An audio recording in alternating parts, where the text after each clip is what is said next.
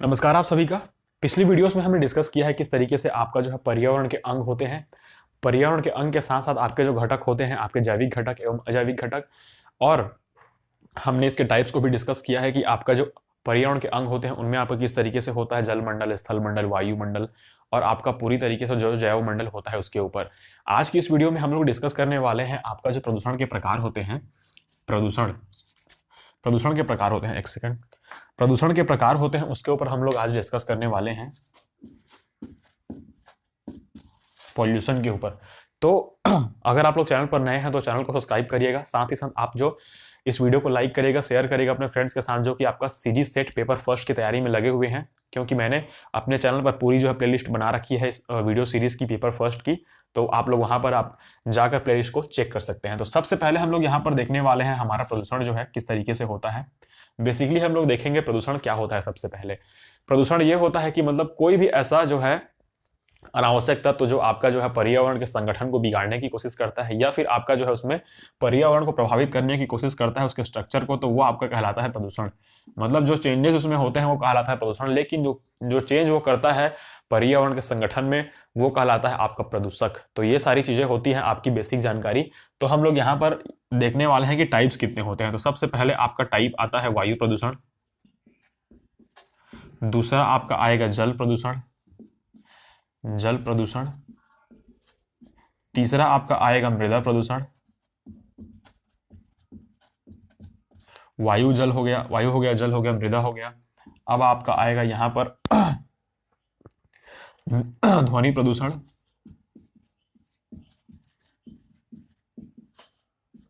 ये आपका पहला वायु, दूसरा जल, तीसरा मृदा, चौथा ध्वनि, चौथा ध्वनि, और पांचवा हम लोग देखेंगे आपका रेडियोधर्मी प्रदूषण, रेडियो एक्टिव पॉल्यूशन।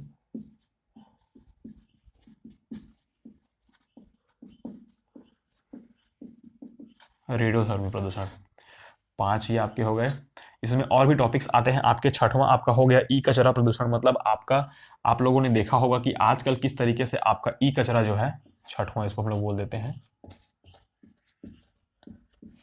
ई कचरा वाला प्रदूषण। मतलब ई कचरा प्रदूषण जो होता है मैं एक एक करके इस वीडियो में डिस्कस करूंगा आपको। तो सबसे पहले हम लोग देखते हैं वायु प्रदूषण के ऊपर। वायु का प्रदूषण जो होता है मतलब वायु के जो संगठन तत्व होते हैं उनमें आपका जो उतार चढ़ाव होता है या फिर उनमें जो होती है कोई भी आपके बाहरी तत्व या फिर बाहरी जो आपका प्रदूषक के चलते उनमें जो चेंजेस आने लगते हैं, तो आपका जो होता है वो आपकी कहलाती है वायु प्रदूषण। तो इस वीडियो में हम लोग इसी प्रदूषण की बात करेंगे। सबसे पहले एक एक करके हम लोग यहाँ पर डिस्कस करने की कोशिश करेंगे कि किस तरीके से ये प्रभावित होते हैं, क्या क्या इसकी जो है कारण होते हैं प्रभावित करने के, साथ ही साथ इसकी रोकथाम क्या कर सकते हैं हम लोग, रोकथाम के उपाय कौन कौन से होते हैं, और वायु प्रदूषण का प्रभाव किस तरीके से आपको देखने को मिलता है मानव जाति पर। तो सबसे पहले हम लोग देखेंगे यहाँ पर वायु प्रदूषण। वायु प्रदूषण जो होता है आपका एयर पॉल्यूशन। एयर पॉल्यूशन जो होता है आपका बेसिकली होता यह है कि अगर आपने देखा होगा कि आजकल जो है वायु प्रदूषण का स्तर बहुत ज़्यादा बढ़ चुका है। हम लोग यहाँ पर देखते हैं किस तरीके से हम लोग शहरों में रहते हैं। शहरों पे रहते हैं तो जहाँ पर आप लोगों ने देखा होगा कि धुएं से बहुत ज़्यादा आपका जो है पॉल्यूशन पड़ता है, मतलब पॉल्यूशन बढ़ रहा है आपका। जो आपके कारखाने होते हैं वहाँ की चिमनियों से जो धुएं निकलते हैं उससे आपका प्रदूषण बढ़ रहा है। साथ ही साथ जो आपके होते हैं जो आपका जो गैसेज होती हैं उनका जो दहन होता है उसके गैसों के दहन से या फिर ऊर्जा मतलब दहन से जो धुएं निकलते हैं उससे आपका होता है। साथ ही साथ जो आपका होता है अगर आप वहां पर पॉलीथीन या फिर कोई भी कचड़े को आप जलाते हैं तो वहां से जो धुआं निकलता है उससे भी आपका जो है वायु जो है आपकी प्रदूषित होती है। तो ये वाले जो प्रदूषण कहलाते हैं वायु प्रदूषण कहलाते हैं। इसमें हम लोग देखेंगे कि वायु प्रदूषण के जो होते हैं कारक कौन कौन से होते हैं। इसमें हम लोग सबसे पहले कारक के ऊपर डिस्कस करेंगे, फिर उसके आपका प्रभाव, कारक के बाद प्रभाव किस तरीके से पड़ता है, साथ ही साथ उसकी हम लोग रोकथाम। यहाँ पर मैं एक एक करके डिस्कस करने की यहाँ पर कोशिश करूंगा। तो कारक कौन कौन से होते हैं। सबसे पहला आपका कारक ये होता है आपका जो होता है इंडस्ट्री, मतलब कारखाने। कारखाने यहाँ पर अत्यधिक मात्रा में खुलते जा रहे हैं। जैसे कि हमने देखा है कि वैश्विक स्तर पर यह समस्या बहुत बड़ी होती जा रही है कि इंडस्ट्री यहाँ पर बहुत ज्यादा स्टैब्लिश की जा रही है शहरों में खासकर। तो उनसे जो निकलने वाला धुआं होता है, मतलब आपने देखा होगा कि जो भी कारखाने होते हैं जो कि आपकी प्रोडक्शन वाले जो कारखाने होते हैं जो आप लोग आपका जो होता है, जो आपके कोयला बनाने वाले होते हैं या फिर कोयले से जो आप लोग बिजली उत्पन्न करने वाले होते हैं, तो वहां से जो आपका धुआं निकलता है, कोहरा निकलता है, तो वो सारे धुएं होते हैं वो आपका जो है डायरेक्ट आपका इन्वायरमेंट में जाते हैं, और इन्वायरमेंट में जाने के बाद वो आपका प्रदूषण को वहां पर बढ़ाते हैं, जो कि आपका पहला कारक है आपका कारखाना। दूसरा आपका जो होता है वो आपका होता है अपशिष्टों का जलन। अपशिष्टों को वहां पर जलना मतलब ये होता है कि कौन कौन से कारक होते हैं, मतलब दूसरा कारक ये होता है कि अपशिष्ट जो आपका होता है, कचरा जो आपसे घर से निकलता है, आप उन कचड़ों को, अगर पॉलीथीन हो गया आपका, आपके प्लास्टिक के जो आपके पन्नी हो गए, वो सारी चीजों को अगर आप लोग जलाते हैं तो उसमें से बहुत हानिकारक गैसें निकलती हैं, कार्बन डाइऑक्साइड, कार्बन मोनोऑक्साइड। तो ये सारी जो चीजें होती हैं वो आपका जो है वायु प्रदूषण को बहुत ज्यादा तरीके से बढ़ाती हैं, जो कि आपका एयर क्वालिटी को वहां पर गिरा देता है। तो ये हो गया आपका दूसरा वाला कारक। तीसरा वाला कारक हम लोग अगर देखें, ये आपका हो गया कारखाना जल। तीसरा वाला कारक जो होता है आपका वायु प्रदूषण का, वो आपका होता है चलित वाहन, मतलब जो पुराने वाहन होते हैं, पुराने वाहनों का धुआं, पुराने वाहनों का धुआं, या फिर जो आपके डीजल इंजन वाले जो आपके वाहन आते थे उसमें जो आपका लेड था, मतलब पीबी लेड, उसकी जो मात्रा बहुत ज्यादा निकलती थी, ताकि मतलब निकलती थी, इसीलिए जो आपका BS6 मॉडल जो इंट्रोड्यूस कराया गया है भारत में अभी, उसके ऊपर हम लोग बाद में डिस्कस करेंगे, जो कि ओवरव्यू दूंगा आपको मैं स्टूडियो में खाली अभी। तो BS6 मॉडल को लाने का पर्पस यही था कि आपका जो है डीजल इंजन वाली गाड़ियों को वहां पर थोड़ा सा उपयोग में कम किया जाए, जिससे कि आपका लेड जो निकलता है, लेड ऑक्साइड, उसका वहां पर जो है जो प्रोडक्शन है वो थोड़ा सा कम हो और प्रदूषण जो है वहां पर बचा रहे, मतलब जो आपकी वायु है वहां पर उतनी तरीके से प्रभावित नहीं होगी। तो ये आपका हो जाता है। अब हम लोग आते हैं चौथा वाले में, कूड़ा करकट। कूड़ा करकट अपशिष्ट। कूड़ा करकट अपशिष्ट जो आपका होता है, आपने देखा होगा कि अगर आप लोग शहरों की अगर हम लोग बात करते हैं तो आपने देखा होगा कि नालियों में आपका कूड़ा करकट पड़ा रहता है, तो वहां से बहुत हानिकारक गैसें आपको निकलने को देखने को मिलती है। साथ ही साथ आपने देखा होगा कि जो गटर साफ करने वाले लोग होते हैं वो अपना जो है प्रॉपर आपका बड़ा जो आपका मास्क आता है थोड़ा सा एडवांस लेवल का, उसको पहन के वो लोग सफाई करते हैं। बहुत ही वहां पर जो है प्रॉब्लम होती है उनको साफ सफाई करने में। तो कूड़ा करकट के सड़ने गलने के बाद उनमें से जो आपकी गैस निकलती है वो गैसें बहुत ही हानिकारक होती हैं। जैसा कि आपने देखा होगा कि अगर आप जो है अगर किसी रोड से जा रहे हैं और उसके बगल में बहुत बड़ी नाली है और उसमें कूड़ा करकट वाला सामान पड़ा हुआ है, तो वहां से बहुत ज्यादा स्मेल आती है, बहुत गंदी वाली। तो वो वाली जो स्मेल होती है आपकी, वही आपके वायु को प्रदूषित करती है, जो आपकी आती है कूड़ा करकट वाले भाग में। तो ये हो गया आपका कारखानों से सबसे पहले होता है जल प्रदूषण। ये होता है जलने से आपके अपशिष्ट के साथ ही साथ पुराने जो वाहन होते हैं उनके धुएं से होता है, कूड़ा कचरा होता है। अब इसमें कुछ और बचता होगा वायु प्रदूषण में, तो ये आपका आता है कि इसमें जो होता है कि आपका जो है पेट्रोल डीजल से तो उतना आपको प्रभावित नहीं होता है वायु प्रदूषण, लेकिन कुछ हद तक होता है कोयला।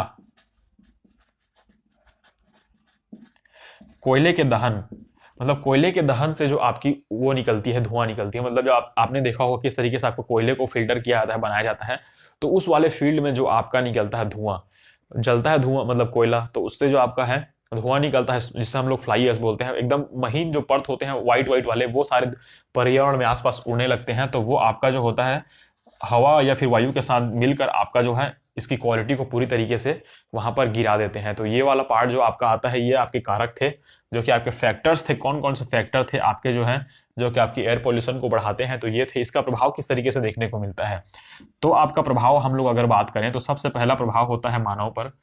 तो मनुष्यों पर इसका प्रभाव बहुत ज्यादा होता है।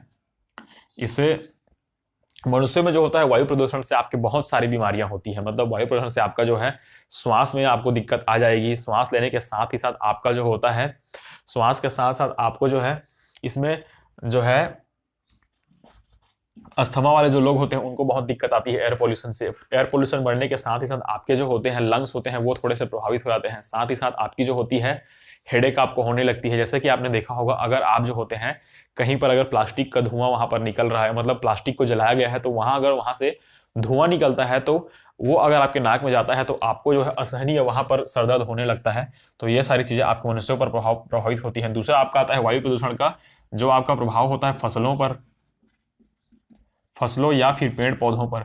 पेड़ पौधों पर किस तरीके से प्रभाव होता है, आपने देखा होगा कि हमारा जो है कॉन्सेप्ट है मतलब इस धरती पर गिव एंड टेक वाला फॉर्मूला चलता रहता है। मतलब ऑक्सीजन हम लोग पौधों से लेते हैं और कार्बन डाइऑक्साइड हम लोग पौधों को देते हैं। तो यहाँ पर होगा ये कि अगर हम लोग अच्छे मात्रा में अगर कार्बन डाइऑक्साइड, मतलब कार्बन डाइऑक्साइड में भी हम लोग थोड़ी तरीके से मिलावट कर देते हैं, मतलब कार्बन डाइऑक्साइड भी प्रभावित हो जाती है ये वाली गैस है, तो वो आपका जो होता है वो लोग श्वसन नहीं कर पाएंगे पौधे जो है प्रॉपरली, और वहां पर आपका जो होगा उनका जो है वृद्धि और विकास रुक जाएगा। तो आप लोगों ने देखा होगा कि जिस तरीके से आपका जो है जो आपके पॉल्यूशन वाले एरिया होते हैं जहां पर आपका एयर पॉल्यूशन ज्यादा होता है, वहां पर पेड़ पौधे उतना डेवलप नहीं कर पाते, उनकी ग्रोथ वहां पर नहीं हो पाती है। तो पेड़ पौधों पर भी इसका प्रभाव देखने को मिलता है, जानवरों पर भी इसका प्रभाव देखने को मिलता है, जानवरों पर इसका प्रभाव देखने को मिलता है, जिससे कि उनके भी आपके जो है रेस्पिरेटरी सिस्टम जो आपके होते हैं श्वसन नली, श्वास लेने में समस्या उनको भी आने लगती है, जिससे कि उनकी भी वहां पर मृत्यु हो जाती है। तो ये सारे प्रभाव आपको देखने को मिलते हैं वायु प्रदूषण के प्रभाव तो यहाँ पर हो गए। अब हम लोग देखने वाले हैं इसका जो है रोकथाम किस तरीके से किया जाएगा। मतलब वायु प्रदूषण का रोकथाम क्या किया जाएगा, सबसे पहला आपका रोकथाम ये होगा कि कल कारखानों को जो है रिहायशी इलाकों या फिर आपके जो है जहां पर आदमी लोग निवास करते हैं वहां से बहुत दूर बनाया जाना चाहिए, ताकि उसकी जो है हवा पूरी तरीके से वातावरण के ऊपर से होकर गुजर जाए, और वहां पर जो आपकी कारखाने होती हैं उनके चिमनियों को भी वहां पर ऊपर थोड़ा सा ऊंचा बनाया जाए, ताकि जो वहां से निकलने वाले धुएं हैं वो पर्यावरण में न फैलकर डायरेक्ट ऊपर चले जाएं, जो कि आपका कम थोड़ा सा हानिकारक प्रभाव डालेगी आपके पर्यावरण पर। दूसरा आपका ये आएगा कि जलने के लिए आपको जो ज्वलन सामग्री होती है, जो कि प्लास्टिक हो गया, आपका कचरा हो गया, उनको जो है जलाना नहीं चाहिए, उनको जो है प्लास्टिक का रिसाइकल करना चाहिए, जिससे कि आपकी जो होगी वहां पर एयर पोल्यूशन की जो है थोड़ी सी प्रॉब्लम वहां पर कम हो जाएगी। रिसाइकलिंग का प्रोसेस से हम लोग बोल सकते हैं पुराने वाहनों को पूरी तरीके से वहां पर बैन करना चाहिए, जैसा कि संभव हो सके, जितनी जल्दी से जल्दी संभव हो सके तो पुराने वाहनों को बैन करना चाहिए, जो कि खासकर डीजल पर चलने वाले जो वाहन होते हैं, क्योंकि उनमें से पीबी मतलब लेड ऑक्साइड निकलती है, जो कि बहुत ही जहरीली होती है। साथ ही साथ आपने देखा होगा कि कूड़ा करकट का प्रबंधन अच्छे से करना चाहिए, मतलब डंपिंग यार्ड जो है वो शहर के बहुत बाहर बनाने चाहिए। साथ ही साथ कूड़ा करकट का भी जो है पूरी तरीके से आपको जो है वहां पर क्या बोल सकते हैं, कूड़ा करकट का प्रबंधन करना चाहिए, किस तरीके से सफाई करनी चाहिए, इसकी गली और नाली की सफाई करनी चाहिए। साथ ही साथ जो आपका डंपिंग यार्ड की मैं बात कर रहा था उसको शहर से बहुत दूर बनाना चाहिए, जो कि आपका खाली इलाका होता है वहां पर, जिससे कि आपकी जो होगी वहां पर वायु प्रदूषण थोड़ा सा कम हो जाएगा। और हम लोग देखते हैं कि कोयला वाला जो आता है पार्ट, ये तो बहुत इंपॉर्टेंट पार्ट होता है, इसमें जो है थोड़ा सा वहां पर अब हम लोग जिस तरीके से कोयले से एनर्जी लेने वाले हैं, तो उस एनर्जी के लेवल को, मतलब जहां जितना प्रोडक्शन हम लोग कोयले से कर रहे हैं एनर्जी लेने में, उतना प्रोडक्शन हम लोग यहाँ से न करके आपका वैकल्पिक ऊर्जा के संसाधन जो है, आपका इलेक्ट्रिसिटी जो हो गया, आपका जल ऊर्जा हो गया, आपका वायु ऊर्जा हो गया, ये इन सारी ऊर्जा के स्रोतों से आपका ऊर्जा इकट्ठा करने की कोशिश करेंगे, तो कोयले का भी अतिदोहन नहीं होगा। साथ ही साथ कोयले को जलाकर वहां पर जो है आपका जो ऊर्जा ली जाती है वो ऊर्जा भी आपकी बचेगी। तो ये हो गया आपका वायु प्रदूषण का जो है पूरा हमने एक ओवरव्यू देखने की कोशिश की है इस वाले वीडियो में। अगली वीडियो में हम लोग देखेंगे आपका जो जल प्रदूषण है किस तरीके से है, फिर हम लोग सब प्रदूषणों को डिस्कस करने के बाद एक एक प्रदूषण के लिए कौन कौन से अधिनियम बनाए गए हैं उसके ऊपर डिस्कस करेंगे। तो मैं अधिनियम जो है वो सारे प्रदूषण को पढ़ाने के बाद उसका डिस्कस करूंगा। तो इस वीडियो में जो था वो इतना ही था कि किस तरीके से आपके जो वायु प्रदूषण होते हैं, प्रदूषण का जो पार्ट किस तरीके से होता है। अगली वीडियो में हम लोग डिस्कस करने वाले हैं आपके जल प्रदूषण, वाटर पॉल्यूशन के ऊपर, जो बहुत ही इंपॉर्टेंट टॉपिक है। तो बने रहिए चैनल के साथ। वीडियो अगर अच्छी लगी हो तो वीडियो को लाइक करेगा, चैनल को सब्सक्राइब करेगा, साथ ही साथ अपने फ्रेंड्स के साथ शेयर करना ना भूलिए। और धन्यवाद।